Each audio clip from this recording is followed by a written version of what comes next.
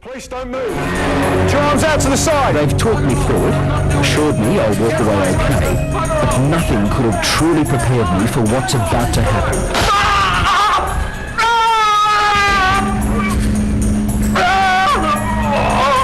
Okay, taser switched off.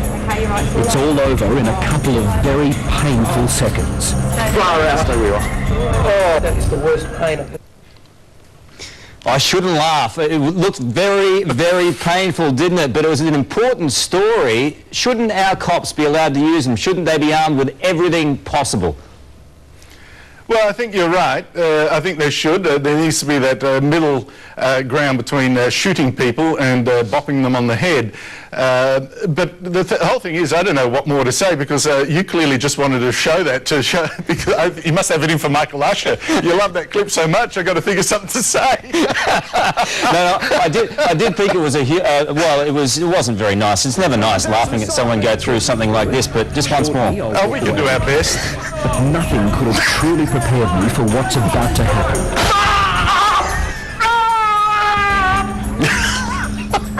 I know, the poor guy. What's Michael Usher ever done to you? No, he's put himself on the line for that story. It looked terrible, but I guess ultimately the Victorian police have to decide whether or not it's something they want in their arsenal. It seems like the cops want it. Why don't they have it? Well, look, that is true. But, you know, one interesting thing is, as soon as you provide this option, it doesn't necessarily mean that the cops then, you know, have a responsible middle ground. You can also, what we've also found, and that happened in Queensland last year, there was a report come out, I think just last week, about it, where a 16-year-old girl, for example, who had already been subdued, was tasered as well. So it then becomes an easy option, and perhaps a too easy option, because it damn well hurts, as you can, as you just saw with poor Michael. Yeah, indeed. It looked like it hurt a great deal. Andrew Bold, do you want to show it again, Carl? do we have time? Police, don't move. Put your arms out to the side. They've talked me through it, assured me I'll walk away okay, but nothing could have truly prepared me for what's about to happen.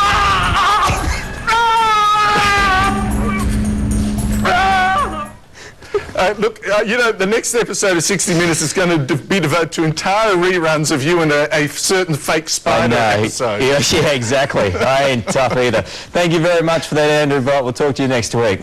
A pleasure, Carl. All right, Lisa, back to you. I just had an idea. Maybe we should get taser guns for the husbands when wives are giving birth, just so everybody can share the pain. My wife doesn't need one.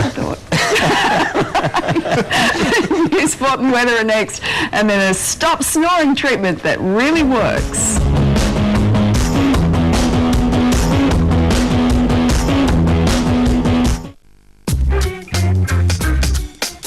Why is everyone so lardy freaking dar about health cover going up again and again and again?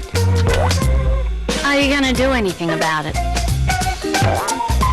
What's it going to take? Shocked by price rises? Get a second opinion. Compare funds. Call 13 19 20 or go to iselect.com.au to compare, select and save. You'd have to be biffin' bonkers to buy health insurance any other way. The Stanford Prison Experiment was a study of the psychological effects of becoming a prisoner or prison guard. The experiment was conducted in 1971 by a team of researchers led by psychology professor Philip Zimbardo at Stanford University. 24 undergraduates were selected out of 70 to play the roles of both guards and prisoners and live in a mock prison in the basement of the Stanford Psychology Building. Those selected were chosen for their lack of psychological issues, crime history, and medical disabilities, in order to obtain a representative sample. Roles were assigned based on a coin toss. Prisoners and guards rapidly adapted to their roles, stepping beyond the boundaries of what had been predicted and leading to dangerous and psychologically damaging situations. 1/3 of the guards were judged to have exhibited genuine sadistic tendencies, while many prisoners were emotionally traumatized and 2 had to be removed from the experiment early. After being confronted by Christina Meslick, a graduate student in psychology who he was dating, and realizing that he had been passively allowing unethical acts to be performed under his direct supervision, Zimbardo concluded that both prisoners and guards had become too grossly absorbed in their roles and terminated the experiment after 6 days. Ethical concerns surrounding the famous experiment often draw comparisons to the Milgram experiment, which was conducted in 1961 at Yale University by Stanley Milgram, Zimbardo's former college friend. Tom Peters and Robert H. Waterman Jr. wrote in 1981 that the Milgram experiment and the Stanford prison experiment were frightening in their implications about the danger which lurks in the darker side of human nature. Zimbardo and his team set out to test the idea that the inherent personality traits of prisoners and guards were key to understanding abusive prison situations. Participants were recruited and told they would participate in a 2-week prison simulation. Of the 70 respondents, Zimbardo and his team selected the 24 males whom they deemed to be the most psychologically stable and healthy. These participants were predominantly white and middle class. The prison itself was in the basement of Stanford's Jordan Hall, which had been converted into a mock jail. An undergraduate research assistant was the warden and Zimbardo the superintendent. Zimbardo set up a number of specific conditions on the participants which he hoped would promote disorientation, depersonalization and individuation. The researchers provided weapons, wooden batons, and clothing that simulated that of a prison guard, khaki shirt and pants from a local military surplus store. They were also given mirrored sunglasses to prevent eye contact. Prisoners wore ill-fitting smocks and stocking caps. Guards called prisoners by their assigned numbers, sewn on their uniforms, instead of by name. A chain around their ankles reminded them of their roles as prisoners. The researchers held an orientation session for guards the day before the experiment, during which they were told that they could not physically harm the prisoners.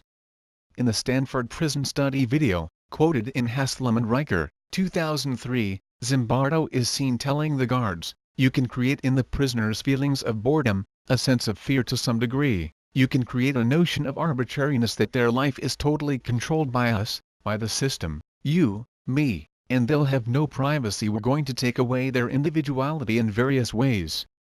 In general, what all this leads to is a sense of powerlessness. That is, in this situation we'll have all the power and they'll have none. The participants who had been chosen to play the part of prisoners were arrested at their homes and charged with armed robbery. The local Palo Alto Police Department assisted Zimbardo with the arrests and conducted full booking procedures on the prisoners, which included fingerprinting and taking mug shots. At the prison, they were transported to the mock prison where they were strip-searched and given their new identities.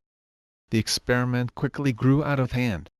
Prisoners suffered and accepted sadistic and humiliating treatment from the guards. The high level of stress progressively led them from rebellion to inhibition. By the experiment's end, many showed severe emotional disturbances. After a relatively uneventful first day, a riot broke out on the second day. The guards volunteered to work extra hours and work together to break the prisoner revolt, attacking the prisoners with fire extinguishers without supervision from the research staff. Some prisoners were forced to go nude as a method of degradation, and some were subjected to sexual humiliation, including simulated homosexual sex.